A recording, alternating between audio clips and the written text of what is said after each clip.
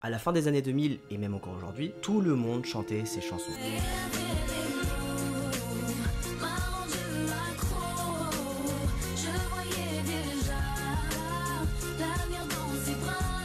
Elle a vendu des centaines de milliers de disques, rempli des salles entières, mais après seulement 6 années de carrière, Cherif Allouna annonce en 2013 qu'elle arrête la musique. Alors qu'est-ce qu'il s'est passé? Pourquoi sa carrière s'est arrêtée aussi brutalement? Pour comprendre tout ça, il faut que je vous ramène en 2007.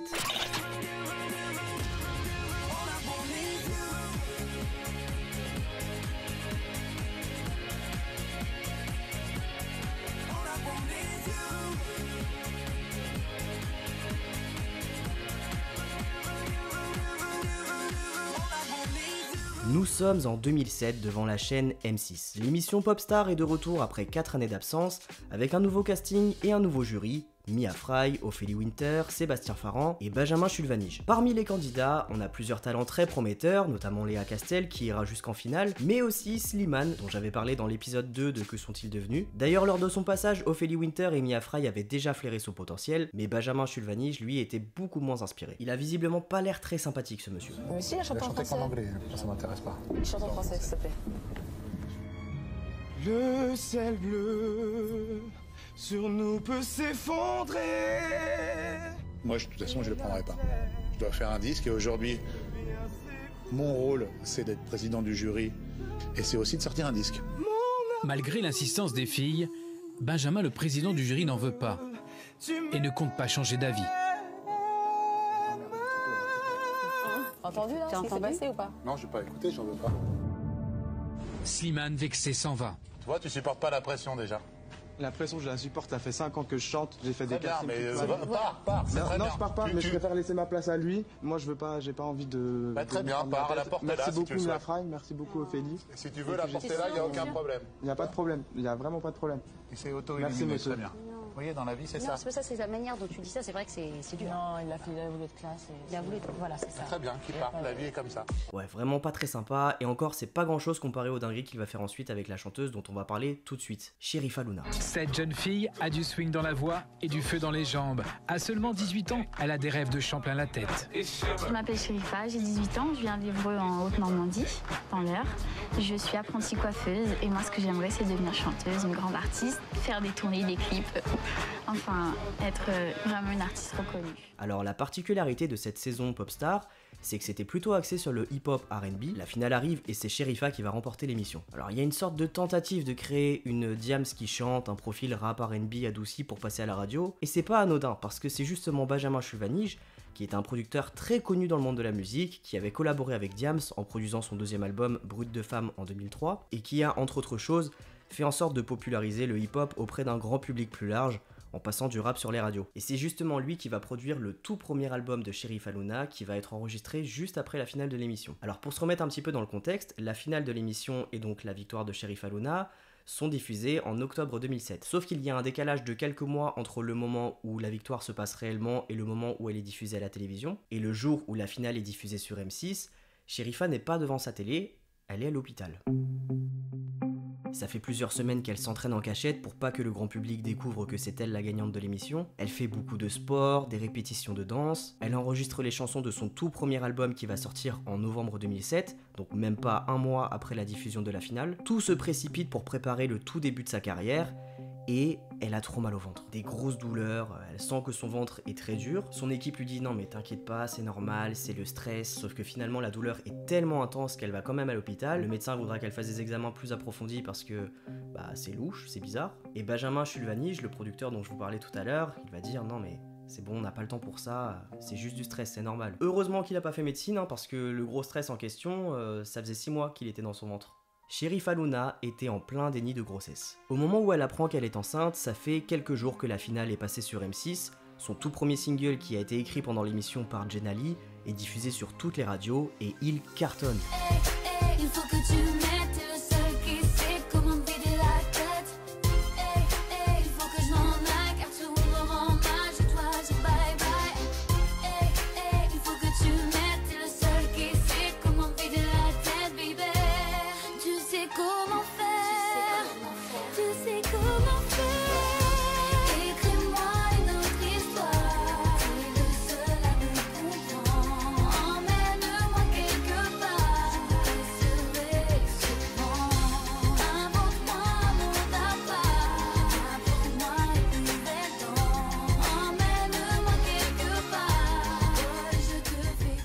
Benjamin Schulvanich, quand il apprend la grossesse de Sherifa, il va hyper mal prendre la nouvelle, parce qu'il y a des sommes énormes qui ont été mises en jeu pour mettre en place le début de sa carrière, et que c'était pas du tout dans leur plan qu'elle tombe enceinte. C'était pas non plus dans celui de Sherifa, hein, je tiens à le préciser, parce que c'est vrai qu'à l'époque, quand on regardait les magazines People et tout, il y avait plein de gens qui disaient « Ouais, en fait, elle le savait depuis le début qu'elle était enceinte, elle voulait juste pas se faire virer de l'émission ». Je sais pas s'il y avait une méconnaissance à ce moment-là sur ce qu'est le déni de grossesse, mais cette réflexion était super bête parce que physiquement, ça ne se voyait absolument pas qu'elle était enceinte, et Sherifa dira par la suite qu'il y avait zéro indice pour qu'elle puisse penser qu'elle l'était, parce que elle prenait la pilule et elle continuait toujours d'avoir ses règles. Ça va être un énorme choc pour elle d'apprendre cette nouvelle, en plus de ça à l'âge de 18 ans, et au lieu de la soutenir et d'être dans la compréhension, ce fameux producteur super sympa va lui dire écoute, le délai légal est passé en France pour avorter, donc on va aller en Turquie.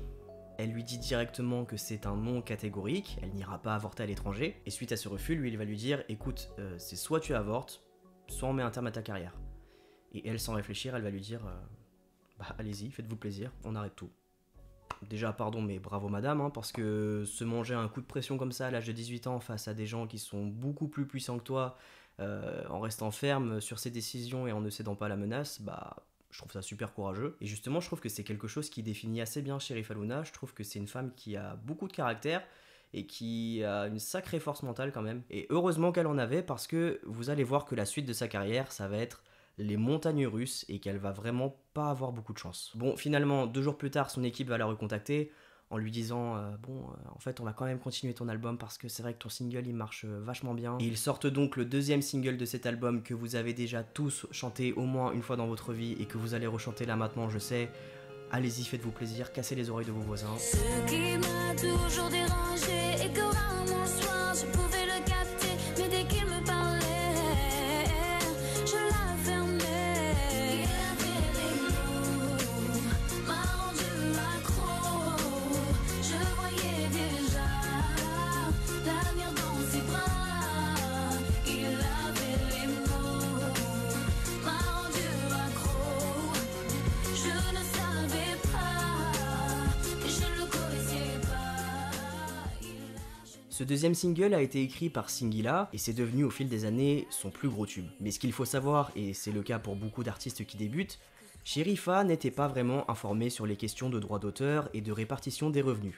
Elle ne savait pas exactement à quoi elle avait le droit ni comment tout ça fonctionnait, donc comme ce n'est pas elle qui a écrit ce morceau, elle n'a presque rien touché sur Il avait les mots. Malgré le succès immense et durable de la chanson, qui continue de tourner encore aujourd'hui en 2025, et ce qui est encore plus triste, c'est que la chanson racontait sa propre histoire. Il avait les mots parle du père de son enfant, un homme qui avait 20 ans de plus qu'elle, c'était quelque chose qu'elle vivait réellement. Sherifa devient maman en tout début d'année 2008, à tout juste 19 ans. Son équipe va très rapidement la presser pour qu'elle remonte sur scène, donc même pas 2 semaines après l'accouchement, elle reprend le travail, la danse, les tournées, et forcément, elle va faire des malaises sur scène. Et là encore, au lieu de la laisser profiter de ce moment intime et précieux, son producteur va avoir une idée un petit peu particulière, monétiser sa grossesse. Il lui propose de vendre des photos de son bébé à la presse People pour 100 000 €, et lui, il toucherait 20% de ce deal. Sherifa va catégoriquement refuser, et suite à ça, ça va continuer à monter dans les tours entre eux. Sherifa va sortir une autobiographie où elle va dire tout ce qu'il s'est passé, tout ce qu'elle a subi pendant cette période. Benjamin Schulvanich va nier les faits en disant que c'est lui qui a convaincu Sherifa de ne pas avorter, en lui disant que ça pourrait laisser des graves séquelles sur son corps. Ensuite, le compagnon de Sherifa Luna ira même jusqu'à frapper Benjamin Schulvanich. Il y a des plaintes qui vont être déposées, bon bref, leur collaboration s'arrête à ce moment-là. Alors juste un petit rappel au passage, ce même producteur était à la tête de la filiale française de Def Jam depuis 2011, et en 2020, il a été licencié après avoir été accusé de violence morale, d'agression verbale et physique, d'insultes homophobes et d'insinuations à caractère sexuel. Très rapidement après son accouchement, Sherifa sort son 3e single qui est écrit par Youssoupha.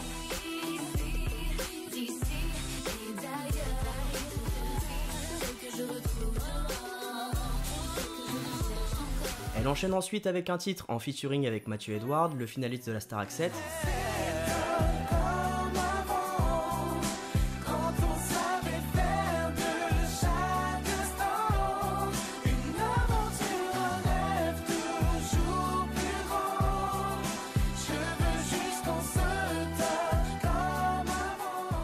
J'aimais trop cette musique. D'ailleurs, j'aimais trop Mathieu Edward aussi.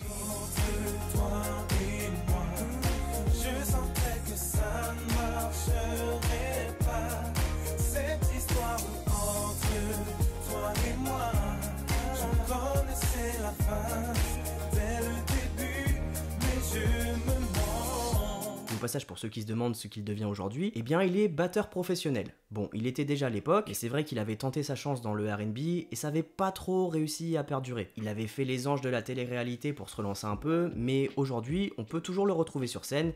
Il accompagne pas mal d'artistes en concert, notamment Matt Pokora, avec qui il était lors de ses dernières tournées. Bon, revenons-en à Sherifa Luna. Son premier album se vend extrêmement bien. L'année d'après, elle sort son deuxième album. Qu'est-ce que je deviendrais, qui me consolerait, à qui je parlerais si tu n'étais plus. Le ciel, c'est ce qu'ils aiment chez nous, de sont traités comme des reines, que c'est qu'il les rend fous. De temps en temps, il faut les rendre jaloux. Ils aiment quand on les pousse à bout, je me dis c'est ce qu'ils aiment. Je n'oublie pas les visages et tous les sourires. Je n'entends plus les rires de mes. Et après la sortie du deuxième album, les galères vont commencer. Son troisième album, prévu pour 2010, est repoussé plusieurs fois. Et à sa sortie, les ventes chutent de moitié par rapport aux deux premiers. Avec tous ces beaux moments que l'on a passés, je tourne la page car je préfère tous les oublier.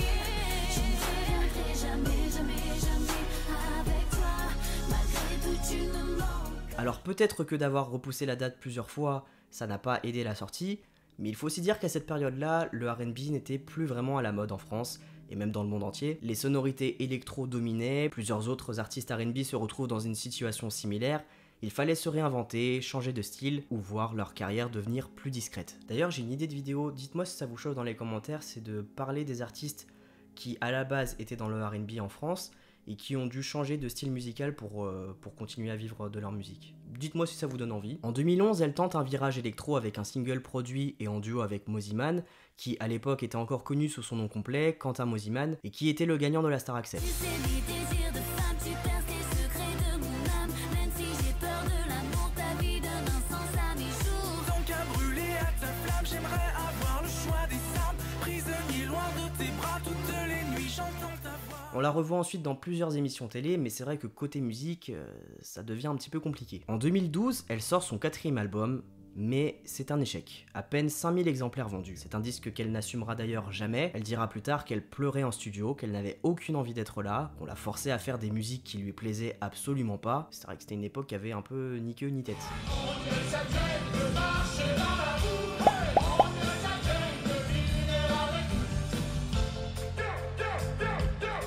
Sherifa va alors tout remettre en question. Tous les matins quand elle se lève, elle a plus envie d'aller au studio, elle a plus envie d'aller faire la promo de ses albums. Et seulement 4 mois après la sortie de cet album, Sherifa annonce en direct sur un plateau télé, sans en avoir informé ni son entourage ni son équipe, qu'elle met un terme à sa carrière. Elle en avait vraiment marre, elle était fatiguée du show business et de son hypocrisie. Elle voulait simplement prendre du recul, se recentrer sur sa vie de famille parce qu'elle venait d'avoir son deuxième enfant. Et à ce moment-là, elle avouera même avoir eu envie que les gens ne la reconnaissent plus. Parce que la vie médiatique, ça la gavait vraiment. Et combiné à ça, elle était vraiment très mal entourée professionnellement. Mais comme elle avait quand même une petite base fan assez solide qui venait la voir lors de plateaux télé ou qui lui envoyait des messages, elle voulait leur faire un album d'adieu et arrêter la vie médiatique ensuite. My Major Company la contacte pour un 5e album, l'album de la fin, mais cette fois financé par le public. Et le concept fonctionne à merveille, en seulement 3 mois, tous les fonds sont réunis. Elle retourne en studio, enregistre 7 ou 8 morceaux, mais du jour au lendemain, plus aucune nouvelle de son producteur qui était aussi son manager. Pendant 1 an, elle va tenter de le joindre par tous les moyens sans réponse. Finalement, elle se tourne vers My Major Company pour savoir si elle peut changer d'équipe et continuer le projet. Et là, on lui annonce que l'argent a disparu. Son producteur s'est littéralement barré avec tout l'argent des contributeurs et il est injoignable. Tu sais, cette personne, je l'estimais, quoi. Pour moi, c'était comme ma famille. C'est quelqu'un, j'ai été témoin à son mariage. J'étais, enfin, tu vois, on faisait des dîners de famille ensemble, je connaissais toute sa vie, enfin, tu vois. J'ai pas compris. Et là, je me suis dit, donc en fait, depuis, t'as travaillé tant d'années pour moi et t'as calculé, quoi, que le jour où je te rapporterai plus rien, t'allais me jeter comme une pauvre fille au fond d'un trou, quoi. J'ai vraiment, voilà, été gênée par rapport aux contributeurs et je savais pas, moi, quoi dire le temps que je ne savais pas. Et puis, il y avait l'espérance que c'est un malentendu, peut-être qu'il lui arrivait. Enfin, tu vois. Donc, je mentais. Quand on me demandait ça en est où, ça arrive bientôt et tatati. Et moi, tu vois, je jouais un rôle de tout va bien. Alors qu'en fait, j'étais dans une situation quand même catastrophique. Je savais même pas où j'allais, ce que je faisais. J'avais aucun titre. Même cette maquette que j'avais enregistrée, je les avais même pas. Donc, tu vois, et je savais pas quoi leur dire. Je savais pas comment communiquer. C'était l'angoisse. Il faut que là, j'explique à mes contributeurs pourquoi on en est là, en fait. Qu'est-ce qui s'est passé? Et pendant, effectivement, cette période de battement, quand tu as 1 an et 2 ans qui passent, forcément, je vais porter plainte contre toi. Tu es une escroc, tu as pris l'argent, tu t'es barré, t'es qu'une voleuse, on va t'attaquer en justice, etc. Donc, les fans te disaient ça, sur Internet. Les contributeurs, mais ça veut dire qu'en fait, comment je peux leur en vouloir? J'ai rien fait, j'ai même pas pris 1 euro sur les 100 000 euros, j'ai même pas 1 euro qui est venu dans ma poche. Et là, ça va être la grosse descente aux enfers. Elle se retrouve avec de gros soucis financiers parce que, comme je vous l'ai dit, elle n'avait pas écrit ses plus gros titres, donc très peu de revenus à long terme. Et comme elle veut redevenir une personne lambda, elle va vouloir totalement changer de vie. Elle va faire un changement radical, elle va faire une formation pour travailler dans l'esthétique, sauf qu'en fait, il va y avoir un énorme décalage. Elle n'est plus assez bankable pour qu'on lui propose des projets dans la musique, mais par contre, son visage et surtout son nom sont encore trop connus pour vivre une vie normale. Pendant sa formation, les gens la reconnaissent, il y en a plein qui lui demandent des photos, il y en a même qui lui demandent qu'est-ce que tu fais là? Alors, c'est fini la célébrité. En fait, elle était bloquée entre deux mondes, elle était plus vraiment chanteuse, mais elle était trop exposée pour redevenir anonyme. Et je pense qu'à ce moment-là, elle a eu une énorme accumulation qui avait déjà commencé quelques années plus tôt, entre sa grossesse surprise, le fait de devoir se préparer en à peine 3 mois à devenir maman, l'exposition médiatique ultra violente avec tous les magazines People, Closer, Public. Faut quand même se rappeler que quand Sherifa, elle a gagné Popstar, et que les médias ont appris sa grossesse, elle faisait tous les plus gros titres possibles. Elle était littéralement harcelée par les paparazzis qui cherchaient à tout prix à avoir une photo de son fils, et elle n'a jamais cédé, elle a jamais voulu exposer ses enfants. Je crois que je le dis dans vraiment toutes mes vidéos, mais il faut un mental d'acier pour subir tout ça, parce que la célébrité, c'est pas quelque chose de normal, c'est pas quelque chose qu'un être humain est censé vivre. Combiné à tout ce qu'elle a vécu en plus de la célébrité soudaine, moi je comprends totalement qu'elle ait voulu arrêter la musique à ce moment-là et qu'il y ait plein d'artistes qui décident de se retirer de la vie médiatique. Et je pense que du coup vous allez me dire dans les commentaires, mais pourquoi tu parles d'elle alors si elle veut plus qu'on parle d'elle? C'est parce que depuis quelques années il y a eu un petit changement, elle a décidé de revenir dans la musique, mais de se lancer en indépendant. Donc elle revient doucement dans la musique, elle a sorti quelques titres, on la voit aussi de temps en temps revenir dans diverses interviews où elle raconte toute cette période qui était assez méconnue du grand public finalement, et surtout pour dire que maintenant, elle continue de faire de la musique, mais à sa manière. Elle avance à son rythme, en indépendante, et avec une vraie envie de faire ce qui lui ressemble. Donc si jamais vous êtes curieux de voir à quoi ça ressemble, je vous invite grandement à aller streamer ses musiques, à lui donner de la force, parce qu'encore une fois, c'est pas parce que ça ne passe plus en radio ou que ce n'est plus surexposé que c'est moins intéressant, bien au contraire. Là on va faire un petit instant d'écoute de morceaux, je vous jure que ça vaut le coup et qu'après ma vidéo vous allez streamer autre chose que Il avait les mots. Et vous allez voir que certains de ces textes abordent son rapport à la célébrité et à la vie d'artiste et à quel point elle a vraiment souffert de cette pression médiatique. Notamment dans une chanson où elle apparaît aux côtés d'un ancien candidat avec qui elle a participé à Popstar, Zach. Alors le présenter uniquement comme tel serait hyper réducteur car après l'émission, il est entre autres choses devenu chorégraphe et a travaillé avec Janet Jackson ou encore Kelly Rowland. Et vous savez quoi? La boucle est bouclée. Aujourd'hui, c'est le directeur artistique de Slimane. Je vous avais dit qu'il y avait des bons crus dans cette saison 4 de Popstar. Et justement, il a sorti un album en février 2025, je vous invite à aller l'écouter, sur lequel on retrouve ce morceau en featuring avec ses 2 anciennes collègues de Popstar, Sherifa Luna et Léa Castel. Aucun regret pour la vie d'avant, j'en ai profité bien évidemment. Toutes ces voix qui me parlent finissent par me rendre pâle, mais qui suis-je vraiment? Je sais que je suis forte, mais je ne me savais pas si fragile à la fois. Se perdre soi-même, vraiment. Tout ça pour l'oseille, vraiment. Besoin de sommeil, demain. Cette vie démon. Et si démon, j'ai la haine, je la aime, la fame. Viens avec moi, entre dans ma fame. Fume tes rêves avec moi dans ma fame.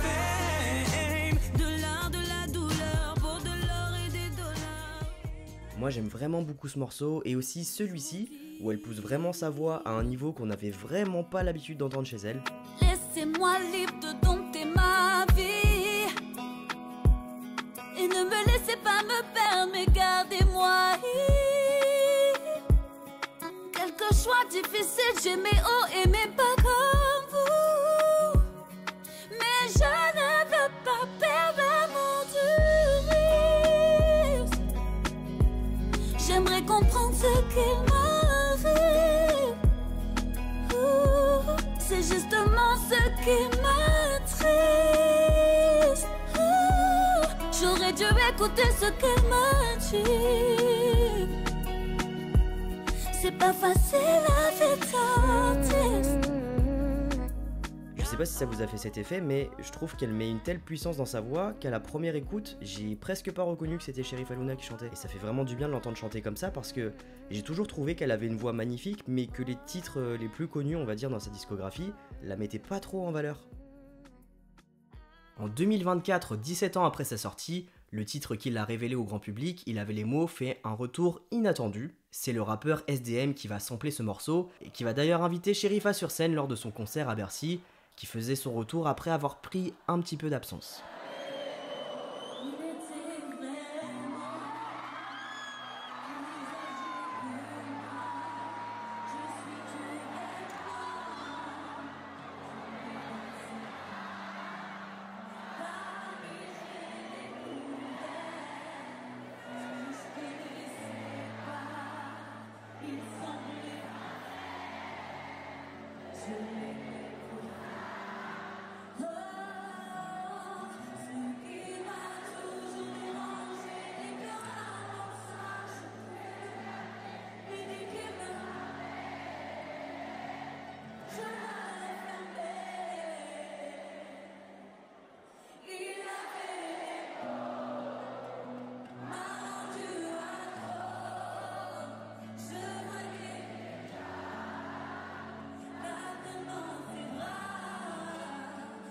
C'était un moment qui était fort et chargé d'émotions, car la chanteuse avait annoncé quelques temps plus tôt sur ses réseaux sociaux une nouvelle vraiment horrible. Son troisième enfant est tragiquement décédé au moment de sa naissance.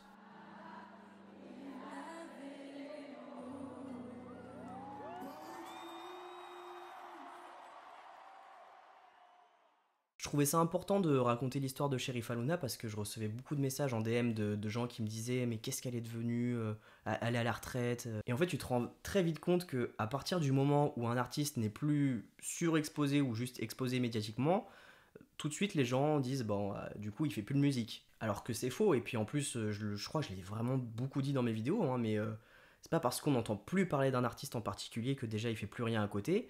Et puis c'est pas parce que les musiques sont moins mises en avant que c'est moins bien que quand ça passait en radio. Il y en a plein aussi qui me disent mais pourquoi tu parles des années 2000, c'est ringard, machin. Bon déjà, moi j'aime bien, donc à partir du moment où j'aime bien, bah, je vais le faire. Moi je trouve ça trop cool de parler des souvenirs de notre enfance. Et puis parce que bah, y a des artistes dont Cherif Aluna fait grandement partie, qui ont vécu des trucs vraiment pas cool dans leur carrière, dont le grand public n'est pas forcément au courant. Donc si à mon petit niveau avec cette vidéo, je peux informer certaines personnes, bah c'est trop cool et je le fais. Et pour son histoire en particulier, je trouve ça vraiment intéressant de voir à quel point l'entourage est extrêmement important, surtout dans une carrière d'artiste. Ce qu'elle a vécu, c'est sûr que c'est beaucoup de malchance, mais c'est aussi loin d'être un cas isolé. Elle le dit souvent en interview, faites attention à votre entourage, entourez-vous bien. Je le rappelle, mais c'est vraiment hyper important, surtout pour les jeunes artistes, d'être bien renseignés sur leurs droits, de savoir à quoi ils ont légalement le droit, pour ne pas se faire avoir, et surtout pour ne pas se laisser marcher dessus par des personnes qui ont des moyens beaucoup plus importants. Il y a plein d'artistes français des années 2000 dont j'aimerais bien faire des vidéos. Dites-moi si ça vous chauffe dans les commentaires. Là, je pense à Zao. Zao, elle a un parcours qui est hyper atypique, elle a une carrière qui est hyper intéressante à analyser. Dites-moi si ça vous plairait. Corneille aussi, j'aimerais bien faire une vidéo sur lui. Dites-moi dans les commentaires s'il y a d'autres artistes dont vous aimeriez que je parle et si ceux que je viens de citer ça vous intéresse, parce que bah, si ça vous intéresse pas, bah j'en parle pas. On est sur la fin de la vidéo les amis, j'espère qu'elle vous a plu, n'hésitez pas à vous abonner, à participer au Tipeee, il y a le lien dans le commentaire épinglé et dans la description. C'est ce qui me permet de me rémunérer, hein, je vous le dis à chaque fois, mais comme je passe énormément de musique dans mes vidéos, bah je peux pas monétiser mes vidéos. Même 1 euro, franchement c'est trop cool déjà. Et je vous dis à dimanche prochain 18 h pour une nouvelle vidéo. Bisous.